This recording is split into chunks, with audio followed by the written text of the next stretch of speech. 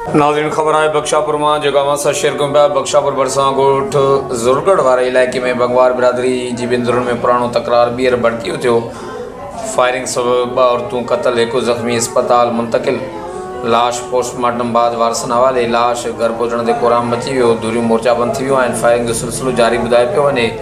वाक़ियो ॻोठ बुड्डू बंगवार में पेश आयो आहे। क़तल थियल औरतुनि में मुस्वात रहीमा ऐं मुस्मात रेशमा बंगवार शामिल आहिनि। फायरिंग सबब 1 नौजवान मुमताज़ बंगवार ज़ख़्मी ॿुधाए पियो वञे। वाक़ियो क़बीलाई झेड़े सबब पेश आयो आहे। बंगवार बिरादरी जी ॿिनि धुरनि में झेड़ो हलंदड़ आहे। ॿिन्ही धुरनि विच में वक़्फ़े सां फायरिंग हलंदड़ ॿुधाई पई वञे। पुलिस वाक़िए वारे हंधि न पहुती। वधीक खूनारेज़ी जो अंदेशो ॿुधाए पियो वञे। फायरिंग सबब इलाइक़े में ॾकाव आहे, जॾहिं त इलाइक़े वासी घरनि ताईं महदूद थी विया आहिनि।